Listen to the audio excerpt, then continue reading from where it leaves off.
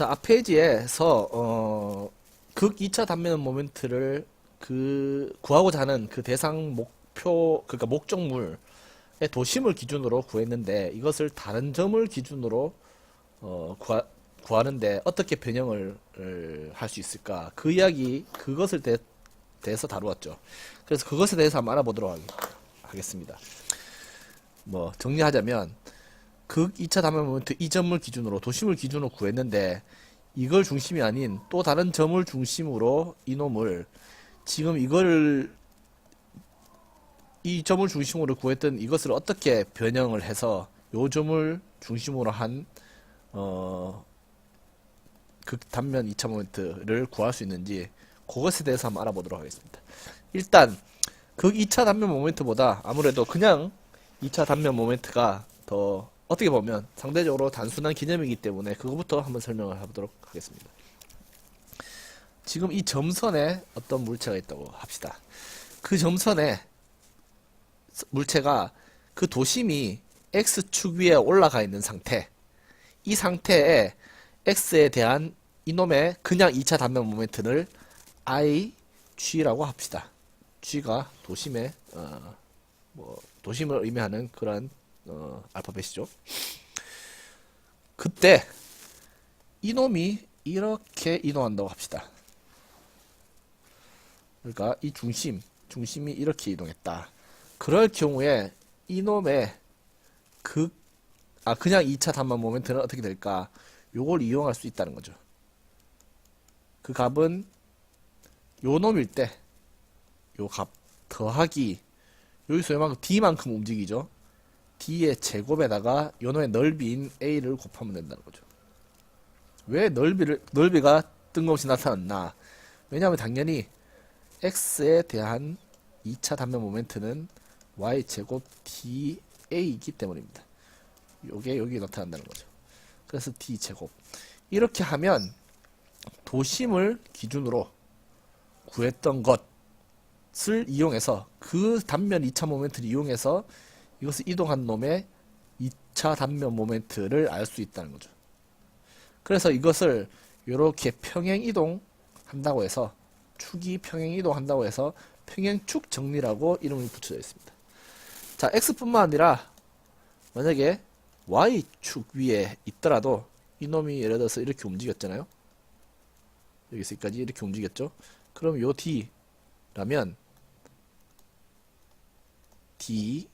A, D제곱, 요렇게 하면 Y축에 대한 2차 단면 모멘트를 구할 수가 있다는 거죠. 이 평행축 이동한 2차 단면 모멘트를 쉽게 구할 수 있다는 거죠. 자, 그러면 극 2차 단면 모멘트는 이 성질을 이용해서 어떻게 구할 수 있을까? 극 2차 단면 모멘트는 우리가 이 R이라는 게 이렇게 이동한 거라 그랬어요. 요 R. 이것을 R이라고, R축이라고 했다고 했죠. 물론 극좌표에서겠지만, 그래도 이게 R을 의미한다. 그러면 R 같은 경우에, 극 2차 단면 모멘트 같은 경우에는 요거를 도심을 위주로 구했으면, 중심으로 구했으면 어떤 점으로 이동하잖아요. 예를 들어서 이렇게 뭐 마음대로 여러 가지로 이동, 여기서 여기까지 어떤 거리가 있을 거 아니에요. 이거 R1이라고 합시다. 그러면 이놈의, 자, 원래 얘의 극 2차 단면 모멘트를 IG라고 한다면, 이놈의 극 2차 단면 모멘트는 원래에 상당히 비슷해요. A R 제곱 R1이었죠. R1 제곱, 이거란 이야기죠. 그래서 떨어진 거리만큼만 그걸 제곱에 넓이를 곱했다는 거죠. 얘도 마찬가지죠. 얘도 뭐 예를 들어서 R2라고 한다면, 얘의 그 2차 단면 모멘트는 도심을 기준으로 구했던 것에 넓이에다가 떨어진 거리만큼을 제곱한 걸 곱하면 된다는 거죠. 얘도 마찬가지라는 거죠. 그래서 예를 들어서 이놈과 이놈의 거리가 같잖아요. 그러면 얘의 그 2차 단면 모멘트와 얘의 그 2차 단면 모멘트는 같겠죠. 대수적으로는 같다. 자, 이렇게 마치 X와 Y축을 기준으로 한 2차 단면 모멘트의 평행축 정리와 같이 그 2차 단면 모멘트도 기준점을 바꿀 때 도심을 기준으로 계산을 했던 극 2차 단면 모멘트를 이러한 방식으로 사용할 수 있다는 거죠. 상당히 좋은 성질이죠. 그래서 이것은 무엇을 시사하고 있냐면 우리가 앞 페이지에서 이 그림에서 얘의 이 점에 대한 극 2차 단면 모멘트 예를 들어서 1이라고 합시다. 이걸 구했죠. 그런데 얘도 또 얘에 대한 극 2차 단면 모멘트를 예를 들어 구했다고 칩시다. 이거 두 개를 단순히 더할 수는 없어요. 왜냐하면 그 기준점이 다르니까. 그래서 이놈도 얘를 중심으로 이놈의 극 2차 단면 모멘트를 다시 구하고 얘도 얘를 중심으로 한 극 2차 단면 모멘트를 다시 구한다는 거죠. 그래서 어떻게 구하냐? 지금 구했던 이걸 사용할 수 있다. IP1 더하기 이놈의 넓이 예를 들어서 A1이라고 합시다. 거기에다가 여기 떨어진 거리가 R12라고 돼 있죠. 그래 R1의 제곱. 요렇게 하면 이놈의 이 점을 기준으로 한 극 2차 단면 모멘트를 구했다는 거죠. 자, 이놈의 이 점을 기준으로 한 극 2차 단면 모멘트도 이런 식으로 구할 수가 있겠죠. 자, 그게 여기에 적혀 있던 내용이죠. 여기에 적혀 있는 내용.